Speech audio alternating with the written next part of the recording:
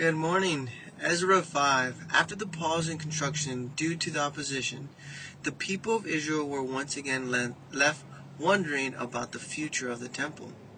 The Sumerians had sent a letter, and the king commanded the work to stop. For years, the temple laid unfinished, but even in these long years of uncertainty, God's hand was still at work.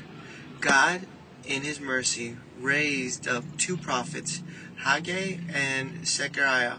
These prophets spoke the word of the Lord, urging the people to resume the work that they had been abandoned.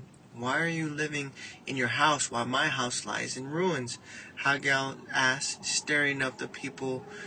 The people's heart were moved. The vision of the temple, God's dwelling, a place among them, became alive again in their hearts. The work resumed, not because of an external approval, but because the call to God to restore His house was stronger than any opposition. With renewed determination, the Israelites picked up their tools once more.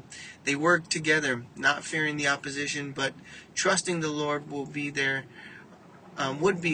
accomplished in His time. The temple was being rebuilt, and not by human strength, but by obedience of those who heard God's call.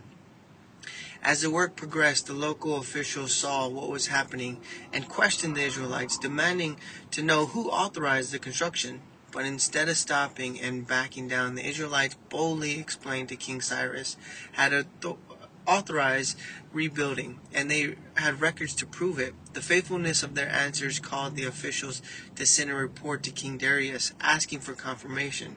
The Israelites waited, uncertain, but what happened next? Would King Darius support their work, or would the opposition rise again?